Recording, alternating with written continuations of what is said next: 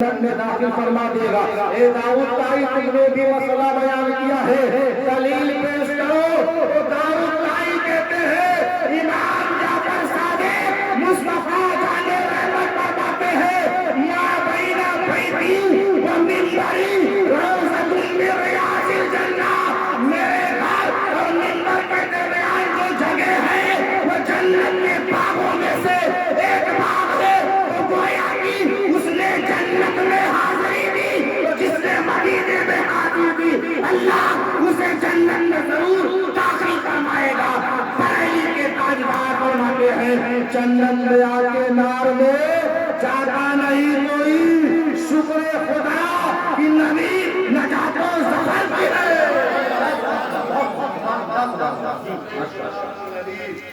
نجات و ظفر کی ہے۔ یہ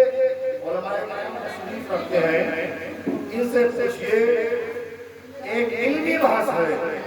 مکہ افضل کی مدینہ افضل۔ کچھ لوگوں نے کہا کہ مکہ افضل، کچھ لوگوں نے کہا کہ مدینہ افضل۔ اچھا، جنہوں نے کہا کہ مکہ افضل ہے وہ مدینے کی عظمت کے منکر نہیں ہے، اور جنہوں نے کہا مدینہ افضل وہ مکے کی عظمت میں بھی منکر نہیں ہے۔ شیخ عبدالحق محدث دہلوی رحمۃ اللہ تعالی علیہ لا اقسم بہذا البلد وانت علم بہذا البلد سے ایک تفسیر آپ بیان فرماتے ہیں، اور آپ نے بیان کیا، بڑا واضح مسئلہ آپ نے بیان کیا۔ آپ نے فرمایا جب تک مصطفیٰ جان رحمت مکہ میں رہا کرتے، جب تک مصطفیٰ جان رحمت مکہ میں رہا کرتے، مکہ افضل۔ جب مصطفیٰ جان رحمت مدینہ تشریف لے گئے، مدینہ افضل شہاب الدین سہروردی سے پھر کسی نے مجاہدہ، پھر یہ مسلمان جنت میں جانے کی دعا کرتا ہے۔ مرنے کے بعد مسلمان جنت میں جانے کی دعا کیا کرتا ہے؟ یہ دعا کیوں نہیں کرتا مولا مرنے کے بعد مدینہ جاؤ؟ یہ دعا کیوں نہیں کرتا؟ تو شہاب الدین سہروردی نے فرمایا تو نادان ہے، نہیں جانتا جب تک نبی مکہ میں تھے مکہ افضل، جب تک نبی مدینہ میں ہے مدینہ افضل، اور بندہ رسول کا امتی کو دعا کرتا ہے کہ مولا مرنے کے بعد میں جنت میں جاؤں، تیرے فضل و کرم سے نبی جب مدینہ سے قیامت کے دن جنت میں جائیں گے۔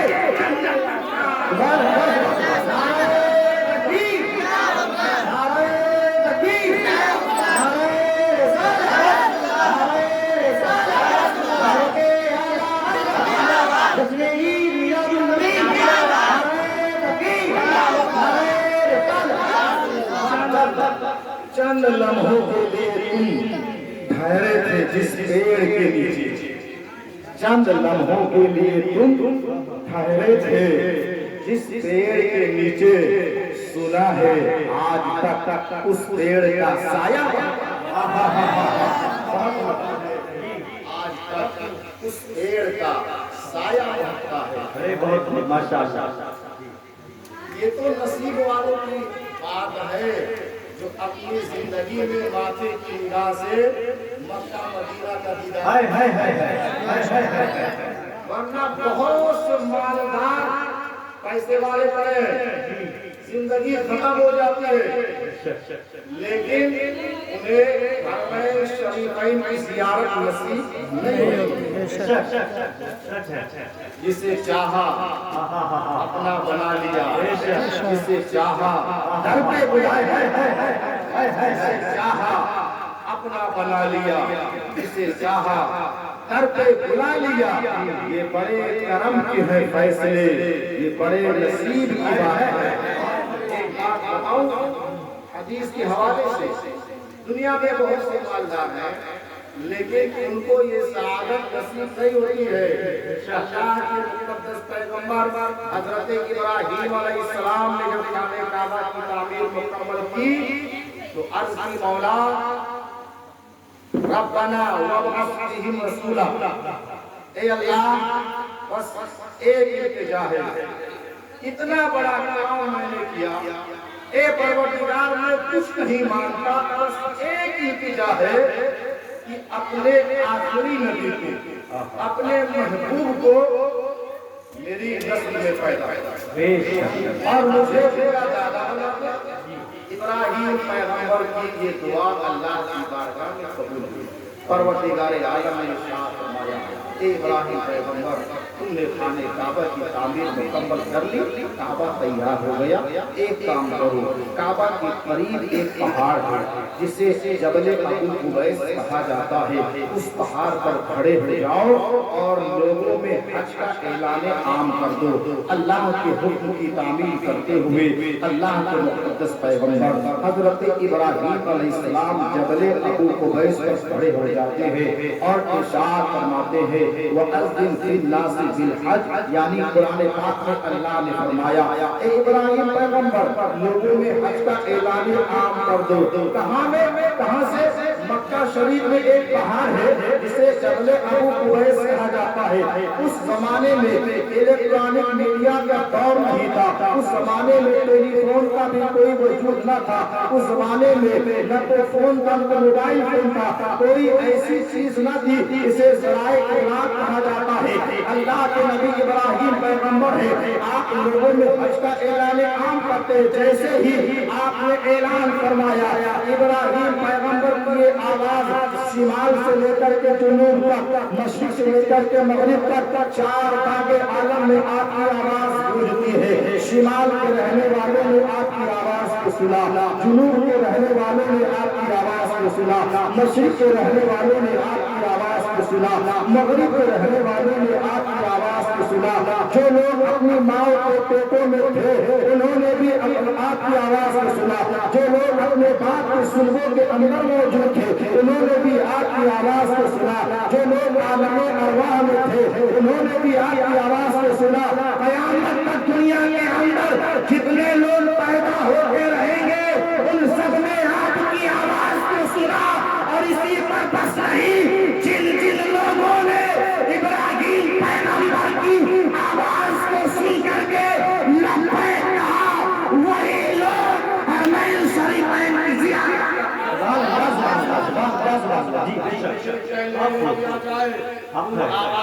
سننے والوں میں جو کل عمرہ کرنے جا رہی ہے انہوں نے بھی ابراہیم پیغمبر کی آواز کو سنا، اور صرف سنا ہی نہیں، آج جو یہ عمرہ کرنے جا رہی ہے میں پورے دعوے کے ساتھ کہتا ہوں اپنے بچوں کی دولت کی بنیاد پر نہیں، ابراہیم پیغمبر کی آواز کو سن کر کے لبیک کہا تو خدا نے یہ دل دکھا دیا کہ اپنے ماتھے کی نگاہ سے کعبے کا دیدار کر کے سبحان اللہ، بے شک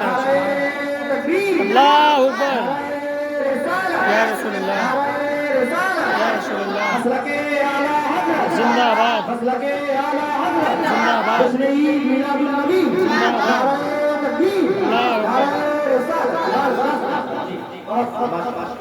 بس آخر میں اتنا کہوں گا کہ علی جناب محترم محمد شہزاد خان ان کے جملہ برادران کی والدہ محترمہ کل ایک عظیم سفر پر روانہ ہونے والی ہیں، عمرہ کرنے کے ارادے سے جب مدینہ شریف کے حاضر ہوئے تو مدینہ شریف کی سب سے بڑی عبادت ادب، وہاں آواز اونچی نہیں ہونی چاہیے، نگاہیں نیچی تھی، آواز بالکل پست، بس اتنی اجازت ہے آپ کتنی زور سے بول سکتے کہ آپ خود سن سکتے۔ سچ ہے جاری حبیب کی بارگاہ میں ادب کے ساتھ حاضری دیں اور اپنی زبان میں کہیں یا رسول اللہ میں آپ سے شفاعت طلب کرتی ہوں، آپ کی شفاعت کی امیدوار۔ اور پھر جتنے لوگوں نے سلام پیش کیا سب سے سلام پیارے حبیب کی بارگاہ میں پیش کریں، اپنے خاندان والوں کے لیے، اپنے گاؤں والوں کے لیے، محلے والوں کے لیے، تمام عزیز و اقربا کے لیے مغفرت کی دعا مانگیں، مغفرت کی دعائیں مانگیں۔ آخری بات، نعرہ تکبیر، نعرہ تکبیر، نعرہ رسالت، نعرہ رسالت، مسلک اعلیٰ حضرت جتنی خلاف نبی علماء اہل سنت، نعرہ تکبیر، نعرہ رسالت۔ سبحان اللہ، ماشاءاللہ دیکھ رہے ہیں آپ کہ حضرت تشریف لے آ چکے ہیں، ابھی حضرت کا مکمل خطاب ہونا اور جناب فیصل ربانی صاحب کی تشریف رکھتے ہیں، ان کی بھی نعت خوانی ہونی ہے، اور ساتھ ہی ساتھ شیخ صاحب ترنم جناب ترنم گوڈوی صاحب وہ بھی تشریف رکھتے ہیں۔ سبحان اللہ، کیونکہ ہمارا عقیدہ ہے کہ ہمارا رسول زندہ ہے، ہمارا نبی زندہ ہے، اور اللہ رب العزت نے قرآن پاک میں ارشاد فرمایا یا ایھا الذین آمنوا لا ترفعوا اصواتکم فوق صوت النبی، اے ایمان والو اپنی آواز کو نبی کی آواز پر بلند نہ کرو۔ بارگاہ مصطفیٰ کی حاضری جسے نصیب ہو جاتی ہے تو مدینے کے تاجدار اسے شفاعت کی سند عطا فرماتے ہیں، اور سرکار فرماتی ہیں من زارا قبری وجبت لہ شفاعت، جس نے میری قبر کی زیارت کی اس کے لیے میری شفاعت واجب ہو گئی۔ ملک ہندوستان کا رہنے والا ایک نواب تھا، اس کو اللہ نے یہ توفیق بخشی، وہ خانہ کعبہ کا طواف کرنے کے ارادہ سے گھر سے نکلا تو اس نے سوچا سفر لمبا ہے، بہت طویل سفر ہے، سفر کٹے گا کیسے؟ تو اس کا ایک غلام تھا، بڑا سیدھا سادہ تھا، بڑا بھولا بھالا تھا، اس کا نام برہ تھا۔ اس نے اپنے سفر میں اپنے غلام کو بھی ساتھ میں لے لیا، گھر سے روانہ ہوا۔ اس زمانے میں لوگ پانی کے جہاز سے جایا کرتے تھے، بڑا عجیب منظر ہوا کرتا تھا۔ راستے میں بات کرنے کے لیے، ٹائم پاس کے لیے اس نواب نے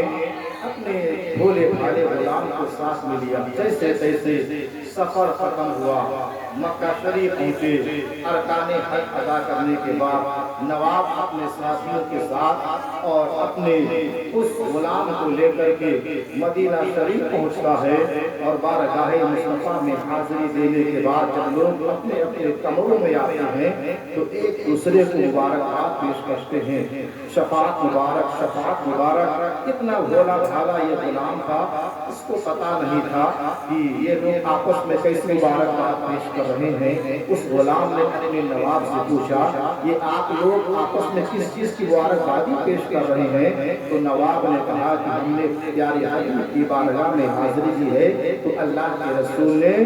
شفاعت کا وعدہ فرما لیا ہے، شفاعت ہمارے لیے واجب ہو گئی ہے۔ اتنا شریف تھا وہ غلام، اتنا بھولا بھالا تھا، اس نے سمجھا کہ شفاعت شاید کوئی چٹھی ہوگی، کوئی رتبہ ہوگا، کوئی خط ہوگا۔ تو جب نواب نے دیکھا کہ یہ بات سمجھ نہیں پایا تو مذاق اڑانے کے لیے نواب نے اس غلام سے کہا ہمیں تو حضور کی شفاعت مل گئی، کیا تمہیں نہیں ملی؟ اتنا سننا تھا، اس کی آنکھوں میں آنسو آ جاتے ہیں، دل بے چین اور بے قرار ہو جاتا ہے، اور کہتا ہے ابھی آپ لوگ کمرے میں ٹھہرے، ابھی میں پیارے حبیب کی بارگاہ سے شفاعت کی سند لے کر کے آتا ہوں۔ دوڑا دوڑا پیارے حبیب کی بارگاہ میں حاضر ہوتا ہے، بڑے ادب و احترام کے ساتھ کیا بارگاہ مصطفیٰ میں عرض کرتا ہے یا رسول اللہ اے مدینے کے تاجدار اے مصطفیٰ جان رحمت میں نے تو یہ سنا تھا کہ دنیا کے اور بادشاہوں کے دربار میں امیر اور غریب کا فرق بڑھتا جاتا ہے لیکن کیا آپ کا بھی دربار ایسا ہے جہاں پر امیر اور غریب کے درمیان